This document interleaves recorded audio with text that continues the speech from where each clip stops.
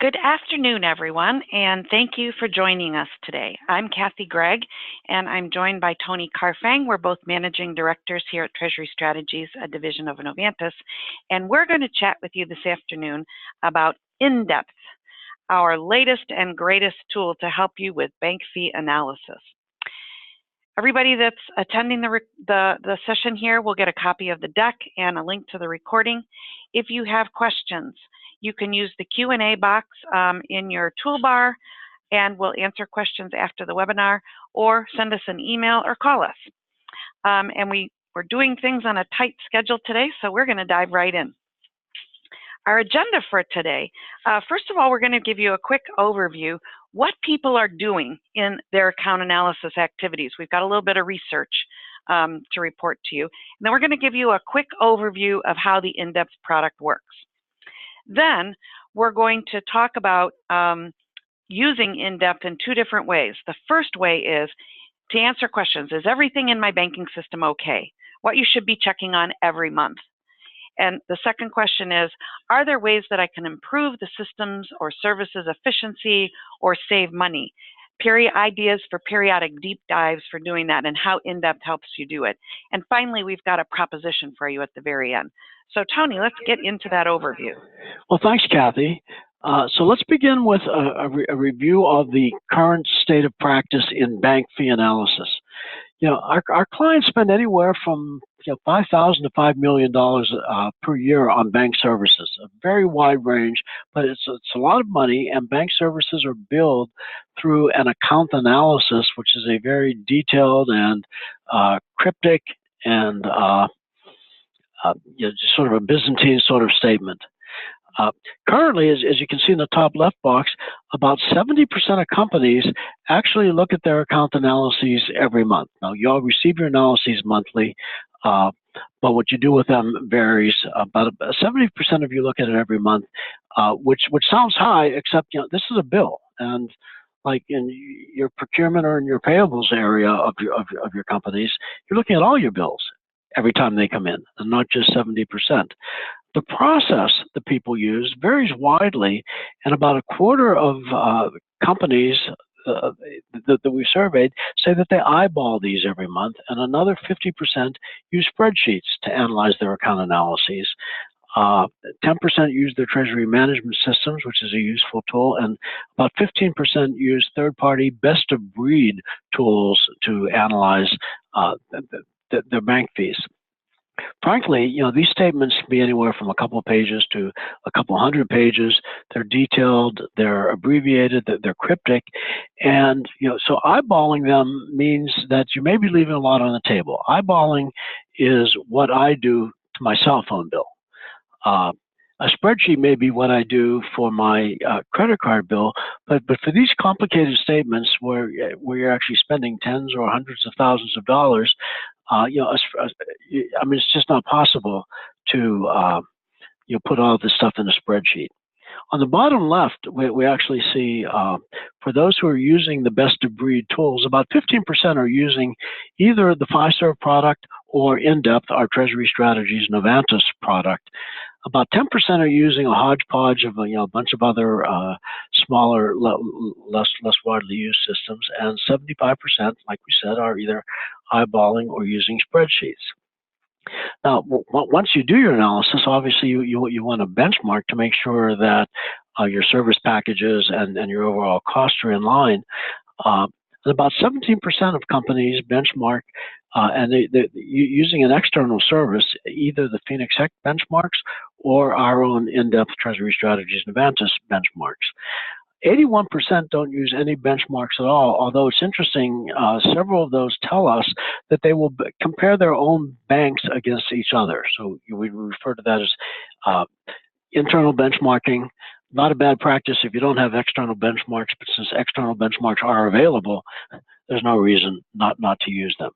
What we're going to talk to you about today are several ideas for improving the process of bank fee analysis so that you get the most value out of your bank services spend and the most value out of your balances.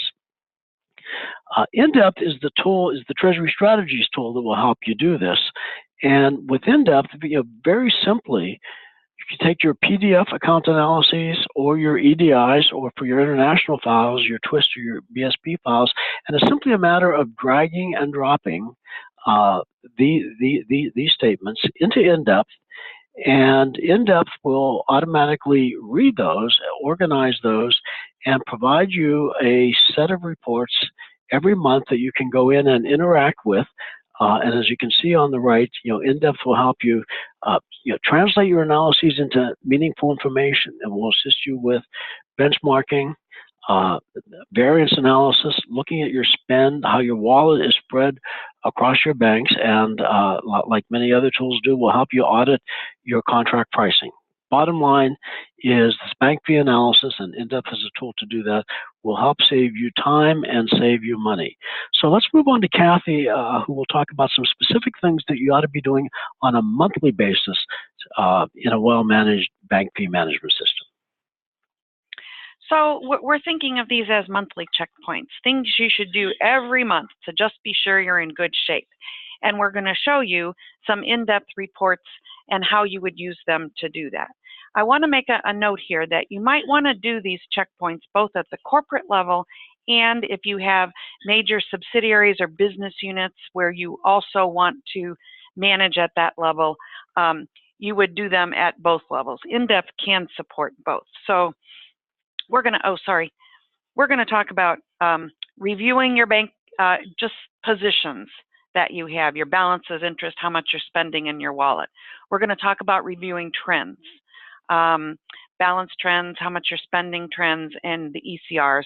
And then we're going to talk about some variance reports. If you think about these monthly checkpoints and doing them every month, checking them all off, at the end of that, you're going to know you're in good shape. So first of all, we've got a dashboard report here that lets you look at balances, interest being paid, if any, your overall spend, and your wallet distributions. This gives you a picture of your whole bank relationship for all of your banks, all in one place in one page. So what you might look at here in your monthly checkpoint is, first of all, the first column, the collected balances column. Is that about the level of collected balances that we normally run? Does $22 million sound about right? You know your system. You know whether that number is supposed to be 22 or whether it's normally 15 or 30. So you'd know if anything was wrong here.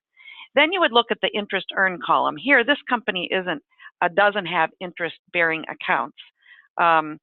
Isn't earning interest on its DDA accounts. But if you were earning interest, that would be something to check. And you'd know what you should be seeing there. If you're not seeing it, you want to investigate. Then over to the total services column. This is a number that we in Treasury Management focus a lot on. You know darn well if your total monthly spend is about $100,000 or not. And you know what your distribution across your banks normally is. So if you see something here that's out of line, then you're going to go dive into some other in-depth reports. For example, the product family detail reports, to figure out what might be causing that. But if you see numbers here that look just about right, then you know you're in good shape on that count. Then on the bottom half of this page, where we have the colored bars, we call this the wallet distribution. And we're looking at the percent of the credit, the percent of the services spend, and the percent of the balances that are at each of your banks. Now, if your company does this, some companies do, some companies don't. They try and manage the business that they have to allocate in proportion to the credit that banks are providing to them. So if your company does do this, this is a handy way of looking every month if things are roughly proportionate. And if they aren't, gives you some sense of where over time you want to be making adjustments and want to be seeing things come back into line.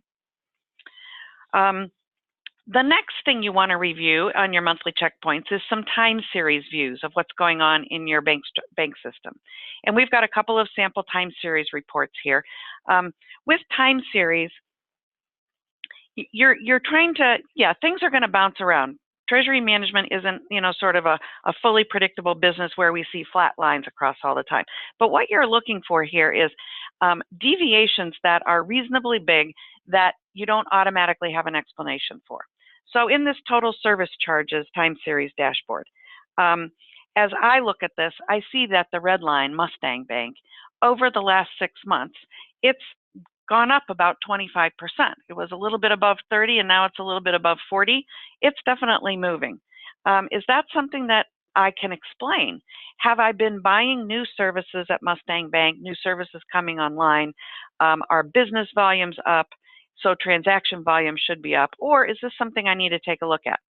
Kind of the same thing going on with the green line with Western First Bank, although that's been bouncing a little bit earlier in a different direction. Nonetheless, it's up over the 6 months, also about 25%. So you don't see any corresponding declines over the 6 months. Basically, your two biggest spend banks are both up about 25%. Is this something you can anticipate, that you would anticipate, or does it need to be looked into? Similarly, we're going to look at balance trends. Now, balances are probably more volatile than services.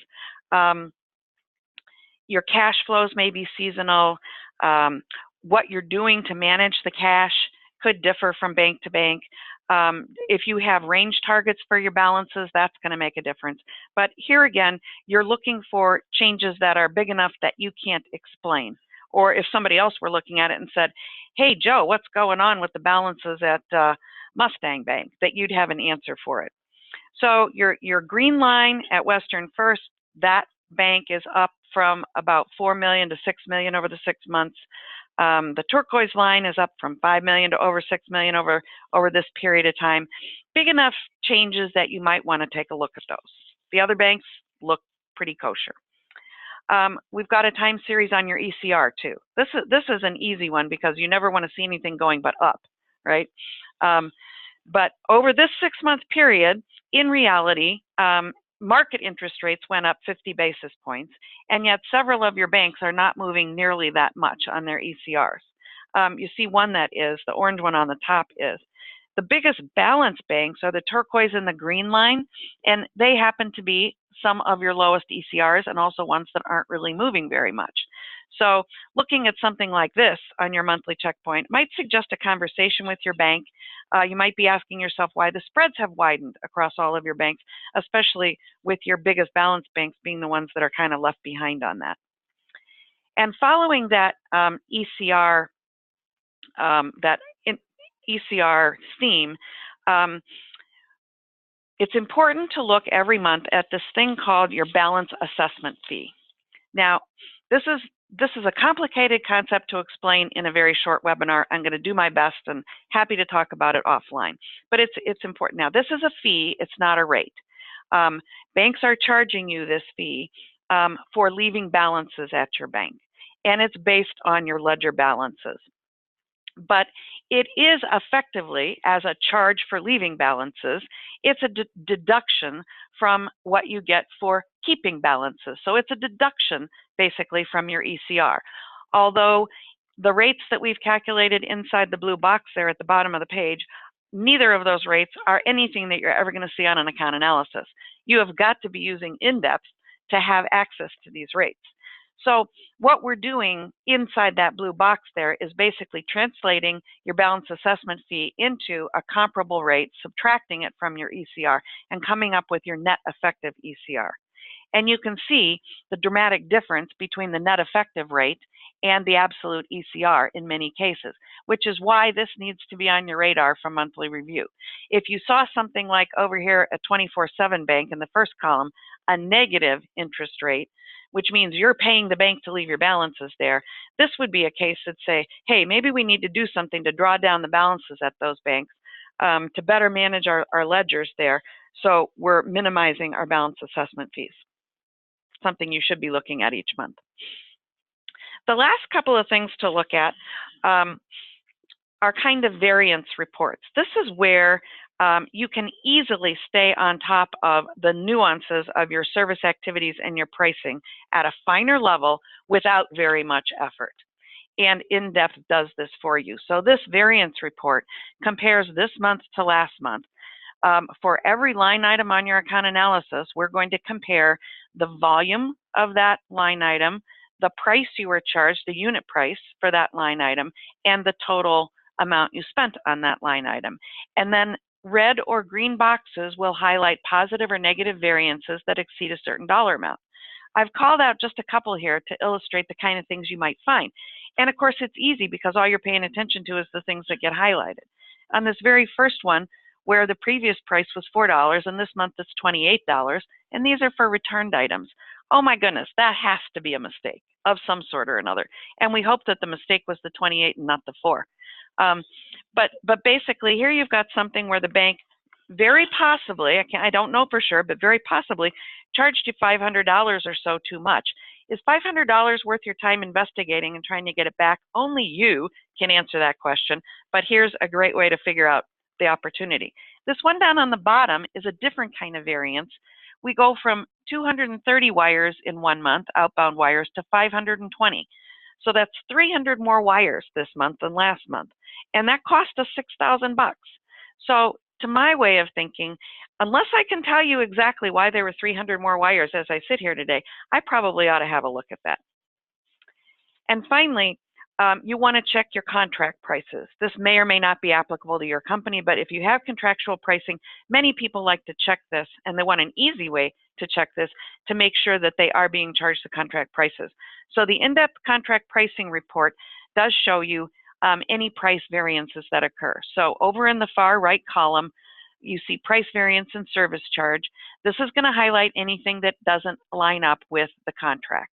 So here in this example, we have one where they charged you $1 too much and one where they charged you $1 less than what you were contracted for.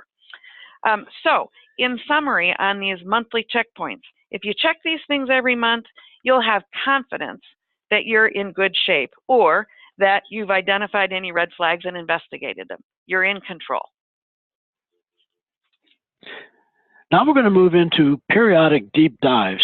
Kathy took you through the monthly bank fee analysis process, and to the extent that you saw red flags there, you may want to set up a little project and investigate something more deeply, or on a periodic basis, you may want to do things like examine the service packages you're buying from your various banks, the number of banks you're using for services.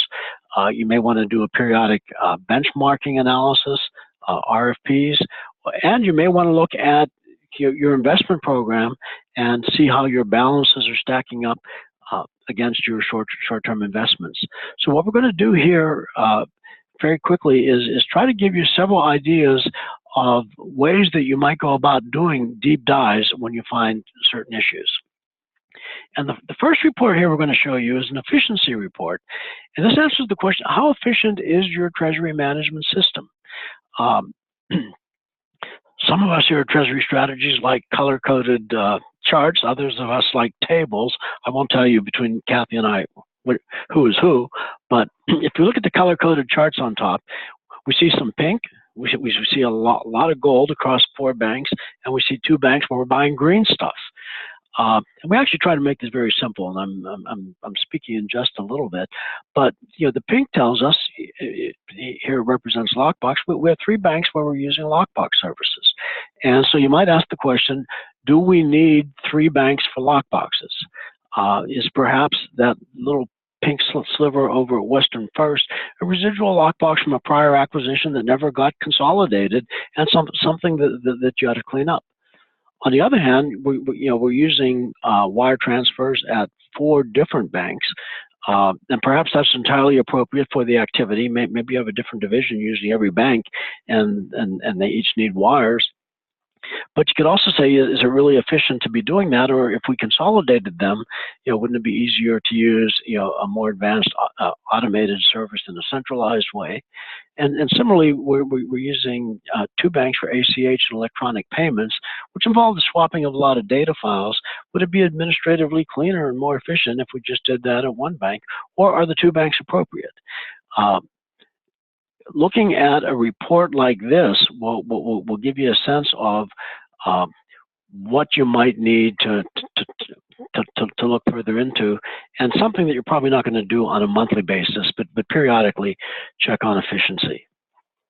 Now, another report that you might look at periodically, or as you're doing a deep dive, is asking yourself whether you're buying the right service packages from your bank. Should you be buying more services or fewer services? And a service package is what we refer to at Treasury Strategies as a product family.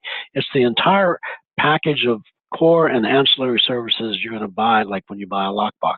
You're also buying maybe photocopies, data transmission, images, a whole bunch of other things. They all wrap up into the service package. And really the best way to manage your bank fee analysis program is to look at the entire package. Here we're going to call out funds transfer. As we saw on the pie charts, that there are 4 gold slices there. So we're using wire transfers, funds transfers, at 4 different banks, and the all-in package price ranges from a high of $21 at First Digital to a low of $12.88. Now, the interesting thing about looking at this on an all-in basis is if you were only examining line item prices, as some other services do, you might see that the average outbound wire transfer is $6 at First Digital and $9 at Tri-Central, and you're thinking, oh my God, Tri-Central is my most expensive bank. But when you look at the entire package, we're actually spending $21 per wire at First Digital. And so you want to ask yourself, why would that be the case? Why is the range so wide? It might be at First Digital, you're buying extra services. You might be buying paper confirmations or telephone notification of inbound wires as opposed to electronic notification. One of your business units may be calling the bank all the time and asking about the status of wires and being charged every time, unbeknownst to you, until you look at a variance like this. The point of this report is just to show you the power. Now, this would be an example of self-benchmarking, like we talked about earlier. These are comparing each of your bank's all-in prices against each other, total cost at a service level, and that will allow you to compare not only prices, but more importantly, the entire bundle of services. So this is a nice project to do periodically, improve efficiency, lower cost. Another thing that you ought to be asking yourself periodically is, can you streamline? Should you be consolidating? We talked about lockboxes at 3 different banks before. Do you really need 3 lockboxes? Maybe you do, maybe you don't, but it's a question that ought to be asked as opposed to taken for granted.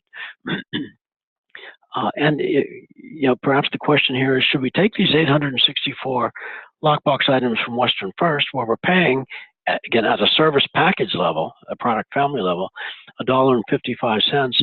If we move those to either First Digital or 24/7, would we be able to realize the lower effective cost, not price, but cost of all-in cost of those services, and save some money?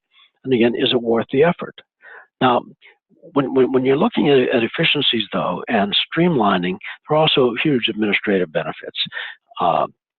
Getting 3 lockbox packages, 3 lockbox data transmissions, 3 or more statements to reconcile is obviously a lot more administratively burdensome to you than getting 2. And so that's the kind of thing you may want to analyze in a project that looks at these. Now, another project that you would want to do from time to time is what we call a fixed cost analysis. Many treasury management services, when you get down to the line item level, are based on volume, but others are based on number of days or number of deposits or number of transmissions that aren't directly correlated with volume. The volume-based ones are your variable costs, but the ones that are not volume-based are fixed costs. And should you be able to do some streamlining, you may be able to reduce those fixed costs. Now, I want to point out on here, all of these line items can be cryptic and mysterious, and in fact, within NDepth, we've actually mapped over 36,000 different line items that different major banks in the U.S. actually use on their different account analysis. Can you believe there are 36,000 of those, even though there are barely 2,000 AFP service codes? Banks have managed to turn them into 36,000 things that you got to do. But we've put asterisks by what we call the volume counters. These would be the key to you of how many you're buying of these things. So you are buying 4,764 lockbox items at 24/7, and 2,864 at First Digital, and 864. Now, so as you look at all these detailed line items, there are several line items, say 724, 24/7, excuse me, in the $4,700 range. Those would be your variable costs. And everything that's much lower than that would be your fixed costs, like monthly maintenance or data transmission or daily deposits. So what I've circled here are the fixed costs at First Digital and Western First. And this would just answer the hypothetical: what if we moved all of our lockboxes to 24/7? Now, I'm not suggesting you do that. That may or may not be the right thing to do, but it's certainly a question to investigate from time to time. If you did that, you conceivably could save that $110 a month of data transmission at First Digital, and the $440 of deposit prep at First Digital, $440 of deposit prep at Western First, because you're simply having more checks now in an individual deposit at 24/7. So, this would be what we call the periodic fixed cost deep dive that you would be doing. And then finally, benchmarking. So I said earlier that 81% of companies aren't doing, using external benchmarks, but some are using, self-benchmarking. Well, what we've learned through NDepth is that, first of all, benchmarks aren't a simple point. They're a continuum, because when you look at these at a product family level, they actually do scale based on volume. And the more volume you have, the lower all-in product family cost you should expect. So these charts, very quickly, the bottom blue line is the 25th percentile. In other words, 25% of all the pricing we've seen is below that line. The red line is the median, and the top blue line is the 75th percentile. And these are curves developed from all of the companies and all of the banks and all the services in our in-depth database. Now, the importance of benchmarking, very, very simply, when we self-benchmarked earlier, we said, well, maybe we could consolidate or try central and save, or maybe consolidate,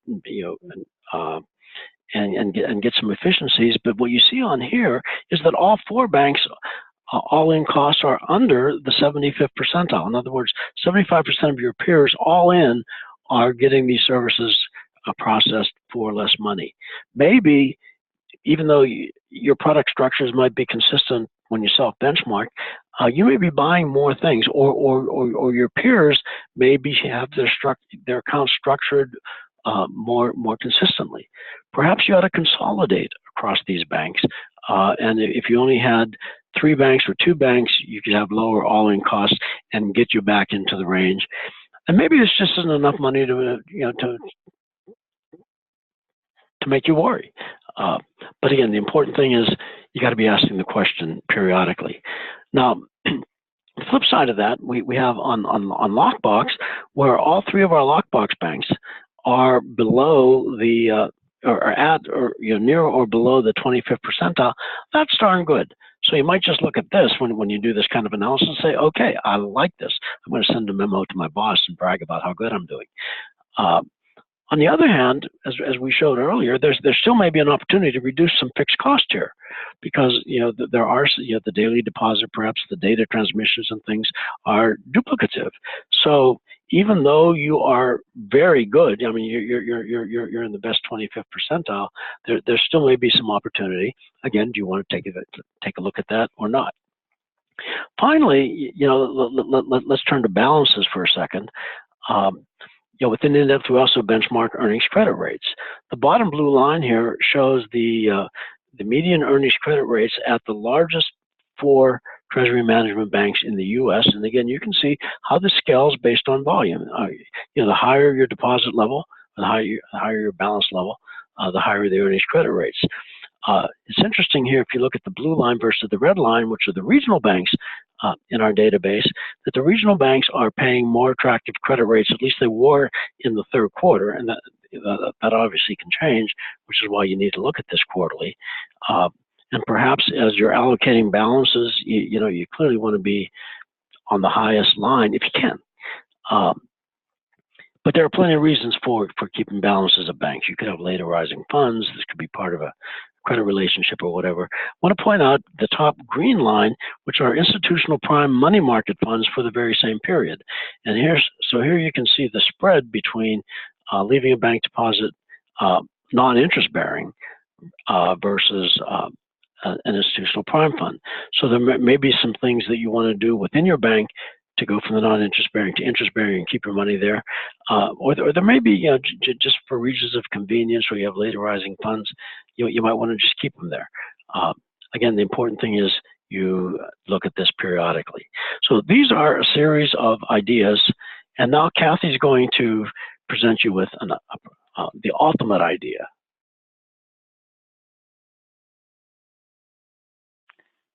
So what we've tried to do here in this quick 30 minutes is, first of all, show you how easy it is to use in-depth. Setup is easy. You drag and drop your account analyses and bingo, reports. And you're off to the races. Second thing, there are some very simple monthly checkpoints. If you do those with your in-depth reports every month and check them, you will know everything is okay. Third thing, ideas that Tony covered for periodic deep dives that are going to improve your efficiency, save you money potentially, make your bank operations more streamlined potentially. In-depth reports support those things. But you may say, I don't have in-depth. Oh no, we have a proposition for you. We would like you to try in-depth. We would like everybody on the call to try in-depth. And we want to make a 6-month free offer to you. If you sign up for in-depth by December 31st, we're going to allow you to use in-depth for free for 6 months for up to 5 U.S. banks. At the summary account analysis level, we also take information at the detailed account by account level, but that's a more complex product that we're not offering for free. You can send us PDFs or EDIs. You don't have to switch. Whatever you're getting is going to be fine. There is no obligation whatsoever. We're not going to send you a bill at the end of 6 months or anything like that. We'd love to have you try it. Jill Selgrad, whose picture is here, whose email is here, whose phone number is here, is our chief salesperson on in-depth. And if you want to get started or you have questions about it, please contact Jill. We want to hear from you. And I've got at the end here some comments, actual comments from actual users. You can read these at your leisure. Thank you so much for joining us. We look forward to hearing from everybody on the call and having you all take advantage of this 6-month free trial. Thanks and have a great afternoon. Bye-bye.